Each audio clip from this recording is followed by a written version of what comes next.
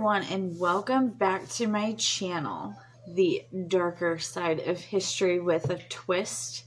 Today we're going to be talking about the Morse Mill Hotel, which is actually not that far from my house, about 10 minutes away. I have never actually been inside the building. I have only seen it from the river point where me and my family would go swimming, or we would just see it from the road. I've never actually been in it. It is considered one of the most haunted places in Missouri. It has been featured on a few of the ghost hunting shows, but it has been quite a while since that's happened. When I was doing my research, I couldn't find as much information or as much history about it as I wanted to. So this video is going to be a little bit shorter today. So I'm going to do a really quick eye makeup look that I've already tried, and it turned out actually pretty cute. So we're going to do that really fast.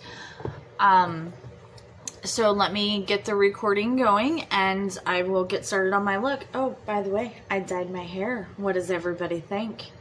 I'm telling people I did a thing. I did it. It's dark, but I actually kind of like it. Just saying. All right, just a second and we will get on with the video.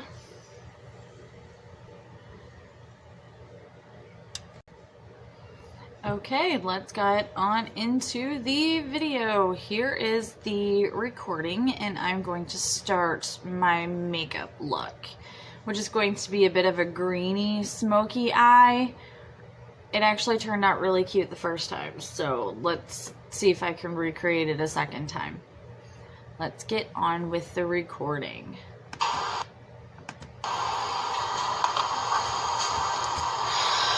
The Morse Mill Hotel has been many things over the years.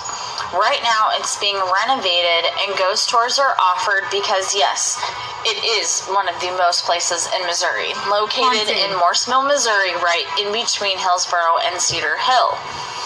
It started out as a single-room farmhouse in 1816 when Missouri was still under Spanish rule. Then John H. Morse purchased the property and built the massive 5,300 square foot building it is today. John H. Morse was quite a many things in his life, including a farmer and miller from Massachusetts. He built the grist mill there, but as of now, the foundation is the only thing left. He was also known for building the Sandy Creek covered bridge in Hillsboro in 1872, which as of today is one of the last covered bridges still standing. Then he built the iron frame for the bridge spanning the Big River right by the hotel. He had also fought for the Confederates in the Civil War and at one point was a Missouri state senator. Just like the man who owned the place, the building itself was also numerous things over the years. First a residence, Confederate prisoner of war hospital, brothel, speakeasy, post office, halfway house, and possibly the stop on the Underground Railroad, but instead of sending the slaves to freedom, they sent them back to the South. It didn't become popular or famous until after John H. Morse passed, and then come the 1920s and 30s, it was then a hotel and a hotbed for various residents of the surrounding communities to escape the brutal summers for Big River with plenty of swimming and, of course, alcohol. Not only was it Missouri residents traveling there, people from all over the world showed up. Like Zarna and her trained SEAL, Suzanne, Glarabeau, a black and white film star that Betty Boop was created from, and also another star, Tom Mix, Charlie Chaplin, and pilot Charles Lindbergh. Jesse James and his brothers were also said to frequent here as well. Al Capone used Morse Mill as his very own speakeasy, brothel, rest house, and for gambling. He was well known by the residents of Morse Mill for serving his great whiskey, and it never ran dry. Some even have some still on their shelves today. There's also legends of moonshiners in the woods in that area as well in this time. Now, for a darker twist, even worse than Al Capone himself, was a woman born in Morse Mill named Bertha Gifford, who had lived there for a time with her first husband. She was said to have been a cook at the hotel. She was well known for her cooking in the area. Eventually, husband number one died, and she married a second time and ended up living in Catawissa, Missouri. Most people who knew her called her a great Samaritan because she was always helping all of the sick neighbors. And she would wear a white dress and tried to make herself look like a nurse, even though she wasn't. Most men said she was reserved and didn't say much, but the women who knew her would say that she was fascinated by death, read about it in the newspapers all the time, and talked about it just as much. It became known just about everyone she took care of ended up dying not long after, including numerous children. Suspicion was gaining traction fast, especially after she bought arsenic, saying it was for a rat infestation in her barn. Originally, she was arrested for only 3 murders in 1928. Then 2 more bodies were exhumed, and large amounts of arsenic were found in their stomachs as well. It wasn't until after she was charged for the 5 murders and found not guilty by reason of insanity, 3 days after her arrest, then locked away in the Missouri State Hospital number 4, a psychiatric institution. Then they started adding more murders to her list. Some websites say anywhere from 17 to 26. She's known as one of Missouri and U.S.'s first women serial killers. She died in the hospital in 1951 and is now buried in the Morse Mill Cemetery. To this day, no one knows for sure if she actually meant to kill all those people, because at the time, arsenic was being used to treat medical things in very small amounts. The Morse Mill Hotel is currently owned by Patrick Sheehan, who calls it the Blue Lady. He is in the process of restoring the building back to its former glory, but in the meantime, he offers ghost tours. All the information for those are on the Morse Mill website, which is where I found most of my information and history on this location. Thank you for listening. Okay, that is the end of the recording. I want to add a few things. Right where Morse Mill stands, right next to it is the big river. And there's a state park right across the river from the actual Morse Mill Hotel. And my family has frequented the swimming area there for as long as I can remember. You can see the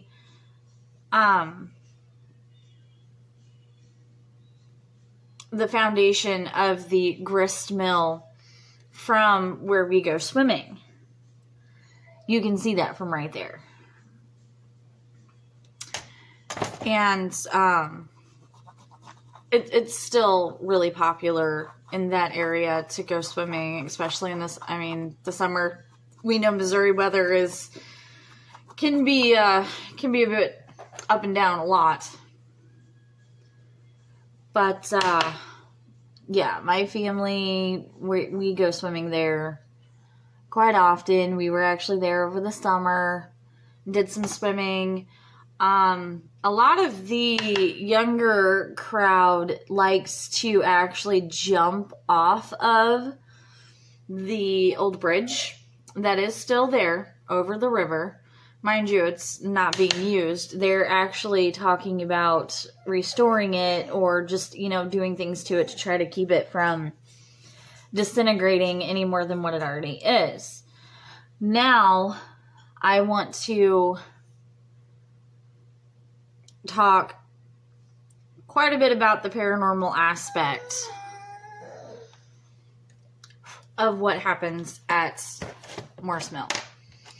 So far, this is the eyeshadow. It's actually looking better than it did the first time I did it. I don't understand that.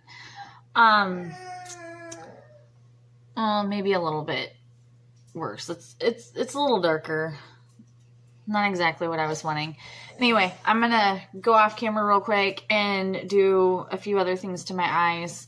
And then I will come back and we will talk about the actual paranormal at Morse Mill. So, just a minute. Be right back. Okay, I am just about done with this. A couple little finishing touches. Now, let's get into the paranormal aspect of Morse Mill. Everybody experiences different things on different levels. There's some people who go in and say, oh, there's nothing here. And then you've got some people who go in and all kinds of stuff happen. They've got pictures on their website of lots of different stuff.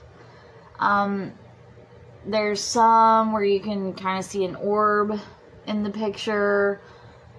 They keep track of all of the paranormal experiences. The family that lives there now, they say they're not really bothered by anything, but they know that there's stuff there. Oh, I like this a lot better than the first time I did it, actually. This looks really cute. Wow. See? Very nice. Oh, look how green my eyes are. I'm sorry. I'm just amazed. I have hazel eyes, so a lot of different shadows make them look a little different color. So anyway, the eyeshadow is done. A little bit of blush, some lipstick. We're good to go. But anyway, there's a lot of stuff that's happened there. I've honestly been too afraid to go. I have thought about it a handful of times, but I've never actually had the nerve to go. Excuse me. Now, the owner does do tours and stuff, and paranormal groups and individuals can go and get, they can take in their equipment and look around and see what they find and all of that stuff. You're more than welcome to do that. It's a really nifty place. I wish I would have been able to find more information on it than what I did. It would have been great if I could have, but everywhere I looked, I couldn't find anything. And I didn't find a whole lot on Bertha, who apparently was killing people. It was also rumored that she was giving children chocolate filled with arsenic. She started out at Morse Mill, where she was born, and she was married to her first husband, and they were farmers, but apparently she also worked as a cook in the hotel. That was pretty tragic.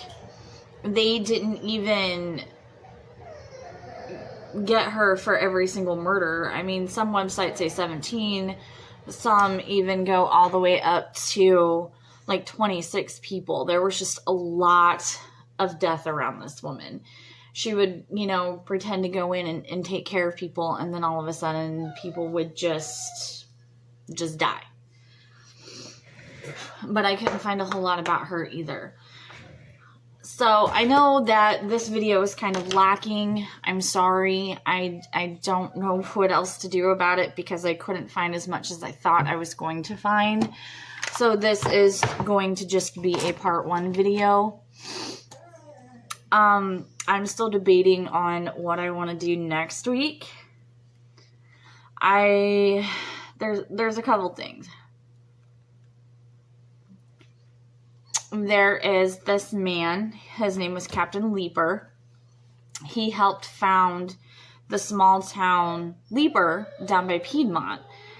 And he was this huge captain in the Civil War. And he went on to do a lot of brutal things to people. I mean, he was just killing and killing and killing. And it was supposed to be in the name of the war. It was supposed to be the sympathizers for the Confederacy, because he was in the Union Army. I did find a little bit about him and some of the things that he did. They called them guerrilla operations. I was thinking about doing a video on that. And then